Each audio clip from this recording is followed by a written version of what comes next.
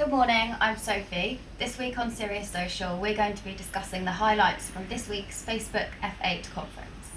For those that are unaware, the annual conference showcases Facebook's latest technology and gives an insight into what's next for the platform. So CJ, what new privacy changes have been introduced this week? Quite a bit. It's a bit ironic that they've had to have the developer conference now. It's quite ill-timed. 4 weeks ago we were talking about rogue developers accessing and harvesting data, and now 4 weeks on they're coming out and talking about the changes they've made. Let's start with apps. So Facebook now have greater tools tracking the data flowing through apps. So if anyone's trying to illicitly harvest data again, they will see it and be able to shut it down. About users that download apps and forget about them, well, there's now means within your Facebook profile to actually see the apps that are active on your profile or page, and if you want to remove them, there's single button and actions to do so. So you should now know what apps are collecting data on you, be happy with that, and if you're not, switch it off. Also on the privacy front, we've had a new policy this week from Facebook as they begin to position themselves for GDPR compliance. Most people would have seen that both on Facebook and Instagram. Now when you logged in, you had to accept a lengthy 4,900 word document on what they do and don't do with your data, and you've had to re-enter your password to make sure that any devices that you got on your Facebook profile open on, you're aware of, you know about it, and you can control it. And then lastly, two really nice features. One is a toggle on, toggle off button for your data. The second one that we heard about this week at F8 is called Clear History. Now, most people will be familiar with this process. Cookies collect data on you, you can clear your cookies, you can hit reset. Well, Facebook's doing the same now. You hit this Clear History button and it deletes any of the data that's been collected through apps, mobile, websites. There's positive and negative to this. The positive is you delete the data, Facebook doesn't have data on you.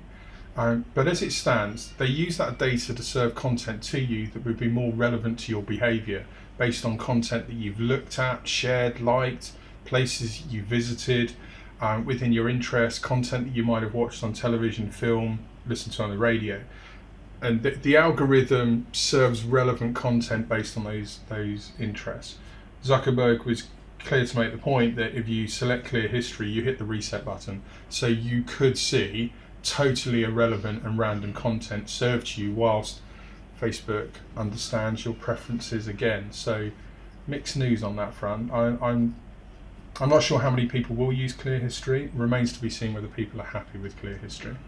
Okay, and on the virtual reality front, we know that Facebook believe it's the future. So what does virtual reality mean for group engagements? Well, the group engagements is the big play for Facebook.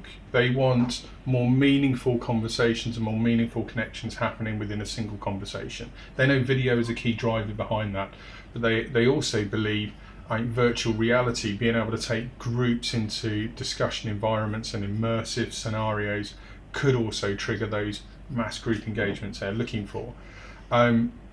Oculus Go is their big VR proposition. We'll come onto that in a moment. But on the artificial intelligence side of it, there's a lot that's going into feed within Facebook and Messenger. Kind of Snapchat style filters that you can now use with your content to bring it alive. The AI is also part of their algorithm, which tracks behavior and serves relevant content to you. So more to come on that front. But the VR is where they've put a lot of their money and are pushing forward hard with it. Okay, and for those that aren't aware, what is the Oculus Go? So all-in-one VR headset. It's been a long time coming. I remember doing, about a year ago, we did a Serious Social video where you, Fabian, and I were talking about it. And Fabian made the point that Facebook's all about scale, and the fact that they've made this commitment to build Oculus Go and we're looking to ship it at $199 a unit. They were clearly trying to make it at a price point that was inclusive, but they believed from an experience it would be inclusive en masse. The downside to VR headsets is today they've either caused nausea, people have played with them sort of 5 or 10 minutes, feel a bit unwell and then get rid of them, and obviously people that suffer from motion sickness are more susceptible to that.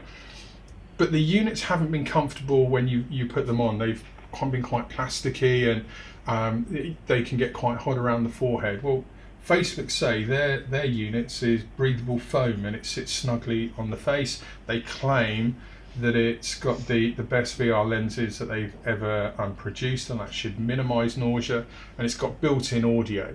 Now, some of the examples we saw this week of VR coming alive and being able to, for example, go back into the living room of your childhood and sort of navigate round and foster nostalgia, I could see why that would connect, but it remains to be seen whether this is still a little gimmicky. I'm not convinced. VR is at a point at the moment where it will go mass market in the same way Apple iPods and Apple devices did some years ago. But Facebook's all about scale, right? So the fact that they've made a play, they believe in it, it shipped this week. Everyone that went to the F8 conference was given a free device, and certain people that were tweeting about it globally have also been given one. So there's a bit of buzz around Oculus Go at the moment. And maybe the alien look is the future. The alien look, indeed. I mean, I suppose with Alien Covenant coming onto Sky, maybe there's a bit of co-advertising they can do there. And with Facebook dating, are we set to see Facebook as the new Tinder? Zuckerberg was really keen to make the point that the new dating function, and I'm quoting now, it's not for hookups. He says meaningful relationships and using the behaviours and interests of your Facebook profile to help connect you with like-minded people.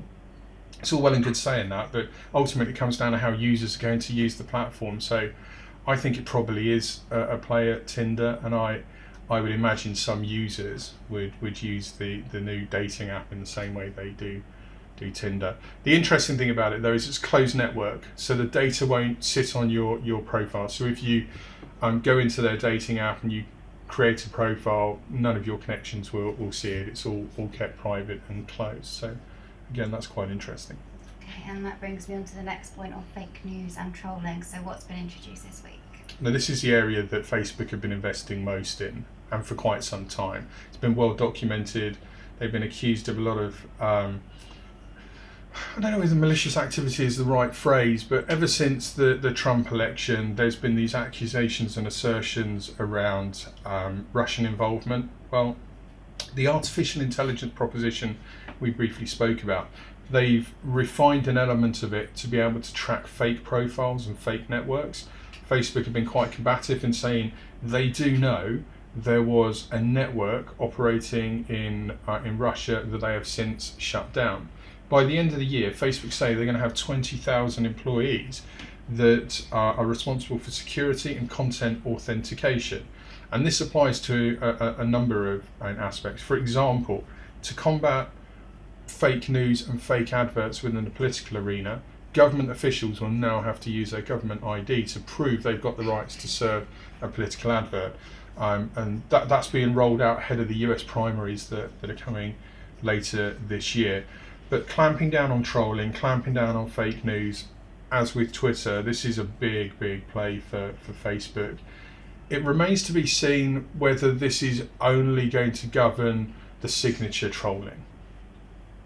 The young women that get trolled within their teens and at a school level, are these teams and policies going to be able to positively affect that? Well, interestingly, there was no narrative around that at F8, so it remains to be seen how prominent and impactful the anti-trolling and fake news is going to be. But 20,000 members of staff, that's a big statement by Facebook. Okay, thanks for all the insight. Hopefully we've covered all the highlights from Facebook's F8 conference. If you do have any questions, please don't hesitate to contact us. And as usual, you can find all our videos on our website, or if you search the hashtag SeriousSocial.